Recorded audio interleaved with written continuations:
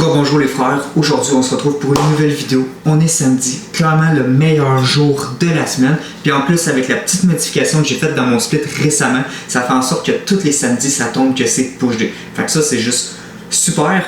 Aujourd'hui c'est un push day focus un petit peu plus épaule. Comme vous savez c'est mon point faible, fait que je porte vraiment attention à bien les travailler pour qu'ils progressent bien. Puis là j'ai pris du café le matin, fait que je vais encore prendre le batch 27 pump pour aujourd'hui. Puis j'ai envie de vraiment dire une mention spéciale à ce pré-workout-là. Je pensais pas autant aimer les pré-workouts sans steam, mais bordel, celui-là, il arrache pour de vrai.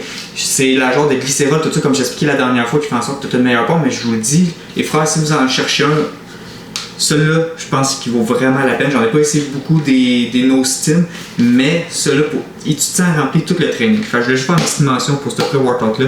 Je l'adore. Ce que j'ai changé un petit peu récemment dans la diète, c'est j'ai augmenté un petit peu le sel. Avant, je trouvais que, pas que je trouvais, mais j'ai réalisé que je prenais pas assez de sel puis que mes entraînements n'étaient pas à leur top.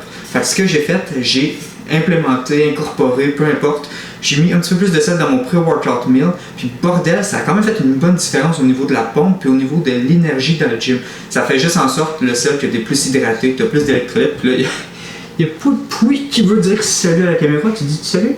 Salut! Fait que, c'est ça, un petit peu de sel. Parce qu'on sait que c'est important d'en avoir. C'est ça qui fait en sorte que tes muscles restent hydratés, peu importe, blablabla. Puis aussi de ne pas trop en prendre parce qu'il faut. Je vais le prendre parce qu'il veut vraiment aller voir la caméra. Fait que là, il va faire son talent. Puis aussi, c'est important d'avoir un bon ratio sodium-potassium. Fait que c'est important de ne pas trop en prendre non plus. Mais là, j'en prenais pas assez. Je prenais trop de potassium comparé à de sodium. Fait que j'en ai rajouté un petit peu. Mettons, dans mon pré-workout, comme là-dedans, il y a du sel d'Himalaya. Ce que j'ai réalisé dans les 78 derniers jours, c'est que je négligeais beaucoup les glucides. Ça fait environ 6-7 ans que je m'entraîne, puis j'ai envie de dire pendant 3-4 ans, j'ai tout le temps suivi une diète. J'ai tout le temps été de la mentalité qu'il fallait que nos protéines soient super élevées, puis que nos glucides, il fallait faire attention aux lipides. Puis bordel, j'ai réalisé que je mangeais juste trop de protéines avant. J'étais tout le temps dans les coins de 200-250, des quantités énormes. Puis récemment, en lisant à propos justement des diètes, comment ça fonctionnait, le métabolisme, j'ai fait pourquoi pas essayer de descendre. Selon les études, t'es pas supposé, mais après 1 gramme par livre de poids, par exemple, tu pèses 150 livres, dépasser 150 grammes de protéines, techniquement, il n'y a pas plus de bienfaits pour la récupération musculaire et la prise de muscle. Fait que je me suis dit, je vais setter ça à 140 grammes. Fait que j'ai 140 grammes de protéines pures, par exemple, qui provient de viande ou de produits comme protéines en poudre. Puis après ça, avec, mettons, les protéines de gruau puis de riz, que moi, je ne considère pas des protéines complètes, je monte environ à 160-170 grammes. Puis je me suis dit, bon, le reste, on va maximiser les glucides, on va voir ce qui va se passer. Fait que je suis environ à 350 grammes de glucides. J'ai jamais été aussi haut en glucides. Puis mon physique, je pense que j'ai jamais été aussi rempli à ce poids-là. En ce moment, je me situe même pas encore à 140 livres, bordel. Je suis à 139,8 livres. Puis je mange 350 grammes de glucides par jour. Puis il est juste insane. Il est sec, il est rempli. Mes entraînements sont fous. Je progresse à toutes les semaines. Fait que je pense vraiment que l'erreur que je faisais avant, c'est que je mangeais trop de protéines puis pas assez de glucides.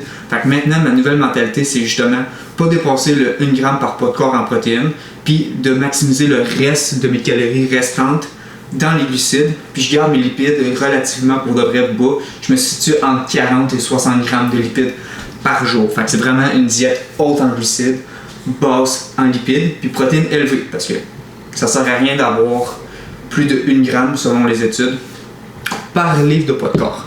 Fait que ça, c'est les grosses modifications que j'ai faites, c'est augmenter un petit peu le sel et augmenter énormément les glucides. Puis pour de vrai, essayez-le, vous allez comprendre. Vous êtes beaucoup plus vasculaire, plus de veines, plus rempli, beaucoup plus d'énergie. Fait que là, je vais prendre mon petit pré-workout parce que j'ai défoncé ma crème de riz il y a déjà environ, je pense, 1h ou 1h15. C'est rendu mon repas préféré. Je peux pas croire qu'il y a 3 semaines, genre la crème de riz, j'étais comme, c'est pas tant bon. Puis là, j'ai rendu accro. Je sais pas si vous voyez, mais j'ai quasiment le kit complet de Elevate. Justement, il faut que j'aille m'en racheter une nouvelle sorte parce qu'à un moment donné, je me tanne, mais j'aime ça essayer de nouvelles sortes. Je pense prendre genre le muffin au bleuet. Il a l'air vraiment insane comme saveur. Faut que je me change parce que je suis tout le temps en pyjama. Moi, les samedis, là, c'est PG. Si je suis pas en tenue de sport, je suis en pyjama. Moi, si je pouvais, j'irais au gym comme ça. Et là, j'ai envie de l'annoncer en premier sur justement la chaîne YouTube. Je l'ai même pas encore dit sur les autres réseaux, mais j'ai pris la décision récemment. En fait, ça me trottait en tête depuis le début du défi que je me suis lancé il y a environ 78 jours en ce moment. C'est que je vais retourner sur le stage. Ça me tente de refaire une compétition. Fait que ça ne sera pas cette année. 2026, ça va être une phase de préparation. On va reprendre de la masse, on va aller chercher la maturité musculaire. Mais en juillet 2027, les frères, je veux remettre les pieds sur le stage. J'ai envie de faire la Popeye pour ceux qui la connaissent. Je pense qu'elle est à Montréal, tout ça. Elle a lieu cette année. Je vais aller voir ça ressemble à quoi. Mais l'année prochaine, je veux remettre les pieds sur le stage. C'était dans ma tête. La préparation a déjà commencé depuis le début du défi. Puis là, je vais tenir une diète, je vais tenir un entraînement assidu jusqu'à la compétition. Puis après ça aussi, bien évidemment. Mais il n'y aura aucun écart jusqu'en juillet 2027. J'ai vraiment envie de battre le package que j'avais quand j'avais 18 ans déjà, bordel que ça passe vite, juste à penser à ça. Mais je veux, l'année prochaine, pour de vrai, arriver à mon meilleur, pour reconnaître mon physique, puis juste avoir un physique de fou. Fait à date, c'est ça qui me drive pour de vrai. Là. Me mettre un objectif comme ça, je pense que c'est important. Là. Justement, quand tu es au gym, tout ça, il y en a que leur objectif, c'est justement perdre du poids, prendre de la masse, prendre de la force, tout ça. Là, moi, au début du défi, c'était retrouver mon physique, puis ça a repris assez vite. Moi, je peux dire ça, je suis passé de skinny fat, tout ça, à retourner sur un physique plus esthétique, plus athlétique, me sentir mieux. Puis là, justement, pour pas commencer à me sentir perdu, puis juste m'entraîner dans le vide, j'aime ça vraiment avoir un but précis. Puis là, je me suis dit, j'ai envie de retourner sur le stage, j'ai envie de faire une compétition. J'aime ça, l'intensité quand tu te prépares pour une prep. Tu ne dévies pas de ta diète, tu t'entraînes à fond. Chaque set compte. En gros, moi, je vois ça comme, comment je faisais ça. Chaque set d'entraînement, chaque nuit de sommeil, chaque repas, c'est comme un pas. Fait à chaque fois que je mange le bon repas, que je suis ma diète, j'avance d'un pas. À chaque fois que je me couche à la bonne heure, que j'ai mon 8 heures de sommeil, j'avance d'un autre pas. À chaque set que je fais, que je donne mon 100% puis que je laisse rien d'entendre, puis que c'est un autre pas que j'avance. Je vois ça comme ça. Fait que c'est ça qui me drive, qui m'apporte. Puis je sais que si je prends l'opportunité sur tous ces pas-là, puis que je dévie pas, bordel, que je vais être plus loin qu'au début. Ça se peut que des fois que je fasse un pas de reculon, que je manque une nuit de sommeil parce que je sais pas, il y a trop d'imprévus, tout ça. Mais c'est pas grave. Le but, c'est de continuer d'avancer, puis je sais que d'ici à juillet 2027, je serai pas à ma même place. Je vais peut-être passer d'ici à ici. Je vais peut-être passer de là à là-bas. Mais ce que je veux vous promettre, c'est que mon meilleur physique va être en juillet 2027 sur le stage. J'ai hâte de voir ça va ressembler à quoi. Je suis un peu stressé déjà en avance, 1 an et demi en avance parce que je suis perfectionniste. J'ai envie d'être à mon meilleur. Mais c'est pour ça justement que j'ai pas décidé de la faire cette année. Il y a quelques-uns de mes amis qui étaient comme tu pourrais la faire cette année, tout ça. Laissez faire, là, je suis pas assez gros encore, je suis pas encore à mon meilleur. Je veux prendre le temps de bien faire les choses, je veux pas me presser. Des fois, c'est ça un de mes défauts. J'ai envie trop de faire un truc rapidement. Puis je fais bien les choses, mais je me laisse pas assez de temps, fait que ça rush tout, puis ça finit que ça saute à gauche, à droite.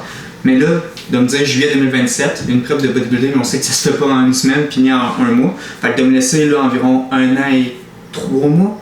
Moi, 1 an et 3 mois, je pense qu'il reste. Fait que ça me laisse amplement de temps d'aller rechercher de la masse, puis de faire une bonne préparation, puis d'arriver bien sec sur le stage. Fait que là, ça, c'est la grosse décision que j'ai prise récemment. Bon, là, assez de blabla, ça doit faire genre 10 minutes que je parle à la caméra, bordel. Je viens d'arriver dans le parking du gym, puis là, j'ai pas encore fini mon pré-workout. Fait que là, j'étais dans mes pensées, j'étais en train de siroter ça, en train d'écouter ma musique.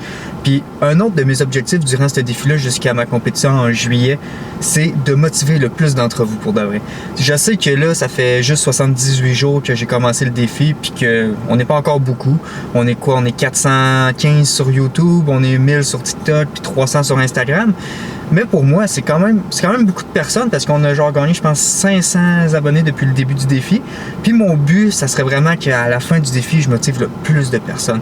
Quand je reçois des petits messages, là, j'en reçois pas gros, là, mais quand je reçois des petits messages comme genre hey, tes vidéos sont vraiment nice, ça me motive à aller au gym, ça pour moi c'est une victoire. Genre de motiver le monde à aller au gym, de partager ma passion de l'entraînement, du bodybuilding.